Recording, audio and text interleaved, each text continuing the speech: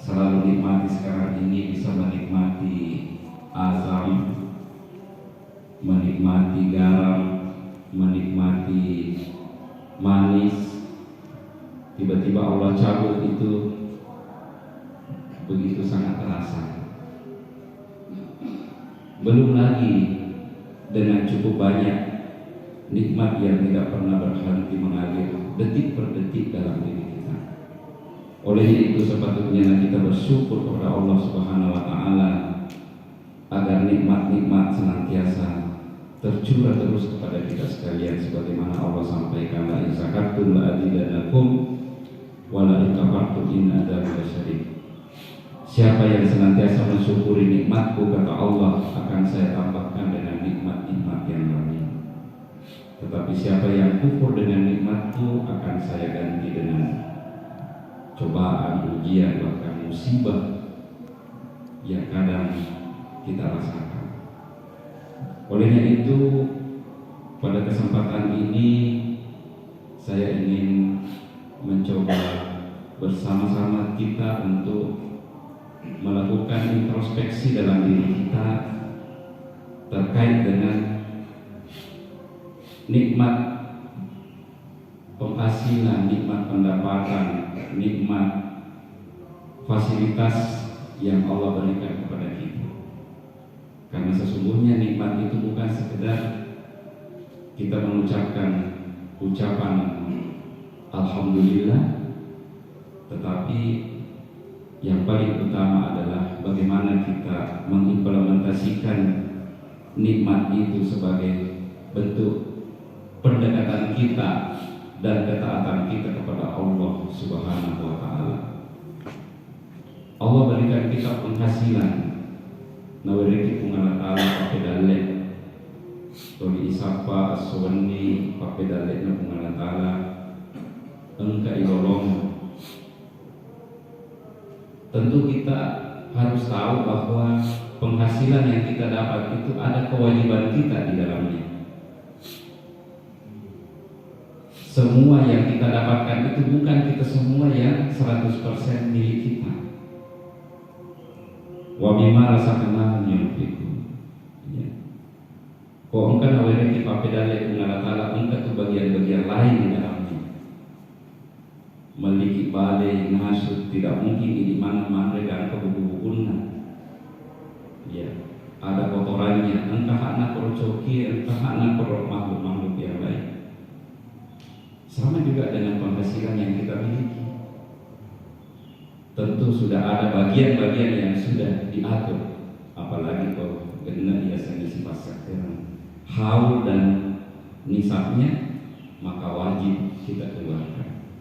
Contoh zakat profesi, misalnya seorang dokter atau seorang guru yang punya penghasilan tetap,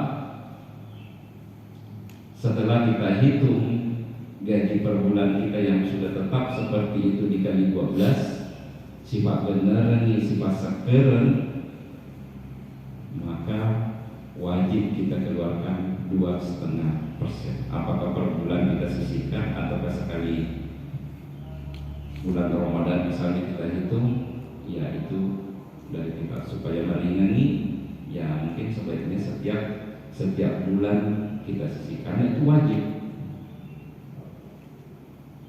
Sebagai petani, ya angka galuta irekeni penghasilan tak, kalau ada hujan 10%, ya kalau irigasi 5%, itu wajib. Ya.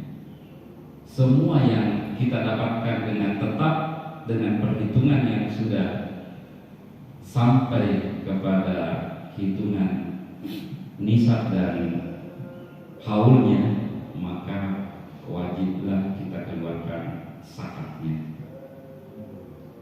Demikian juga dengan harta kita, harta yang tetap yang sudah berjalan selama 1 tahun, ya itu juga kadang-kadang kita dekna kepada yala salah yang reke di madiksi, baik penghasilan, zakat penghasilan, zakat mal, zakat harta. Kalau zakat zakat fitrah hampir kita semua lakukan.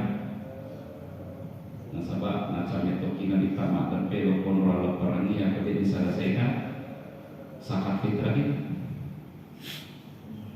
Ini namanya kewajiban. Dia nama pada biasanya fasilitkan infak sedekah itu beda. Tergantung dari cermin-cermin hati, masa gena sikit. Tetapi kalau zakat ini yang harus menjadi kehati-hatian. Makanya itu bapak-bapak, ibu-ibu hadirin, jika dalam kehidupan kita ini ingin mendapatkan keberkahan, maka inilah yang harus menjadi kehati-hatian kita sebagai hamba Allah yang dilahirkan, yang memang sudah diatur dan ditetapkan oleh Allah. Dan ingat dan harus kita yakini bahwa kalau kita laksanakan itu dengan tulus ikhlas, Allah akan tambahkan banyak nikmat-nikmat yang lain. Itulah namanya keberkahan. Ada buah-buah nasi lapo-lapo mingga dimulai, mingga idolongan. Kalau hanya membuat kita tidak tenang, hanya membuat kita galau, hanya membuat kita risau, khawatir, takut. Ada orang yang juga mungkin kita pakai kacamata pas-pas tapi kalimahnya makin nyawa karena dilaksanakan semua kewajibannya. Ada keberkahan. Biasanya kali ramai-ramai sama Tuhan namun cedeknya cuma barangkali. Ini yang kita coba melakukan introspeksi atau muhasabah dalam diri kita. Olehnya itu kita berharap agar implementasi syukur nikmat kita ini kita lakukan dengan pendekatan kita kepada Allah Subhanahu wa Ta'ala, dan semua aktivitas kita ini insya Allah akan mendapatkan keberkahan dan pasti akan terasa dalam diri kita. Kekayaan yang paling hakiki dalam diri kita itu adalah hanya makinina. Karena kalau sudah perasaan enak, selalu perasaan kita dekat kepada Allah, selalu kita terlindung dari Allah Subhanahu wa Ta'ala, insya Allah kehidupan kita ini akan menjadi kehidupan yang tenang, kehidupan yang bahagia, kehidupan yang selalu dalam curahan rahmat dari Allah Subhanahu wa Ta'ala. Semoga di penghujung Ramadan ini masih ada waktu sedikit kita gunakan maksimal. Yang belum selesai khatam Al-Qur'annya dipacu supaya bisa selesai di akhir Ramadan ini. Yang masih ada hal-hal yang lain yang perlu kita selesaikan, masih ada waktu untuk kita tuntaskan supaya insya Allah kita memperoleh kemenangan fitrah dari Allah Subhanahu wa Ta'ala, sehingga kita pantas nanti saling berucap taqabbalallahu minna wa minkum. Semoga semua amal-amal yang kita lakukan selama bulan Ramadan ini diterima di sisi Allah dan kita mendapatkan maghfirah, pengampunan nalur romana di sini atas salah sama diolong. Apapun sekecil apapun, insya Allah kita menjadi fitrah ibarat bayi yang baru lahir di 1 Syawal, insya Allah. Saya kira ini Bapak Ibu hadirin yang saya dapat sampaikan. Lebih kurangnya mohon dimaafkan. Assalamualaikum warahmatullahi wabarakatuh. Wassalamualaikum warahmatullahi wabarakatuh. Waalaikumsalam warahmatullahi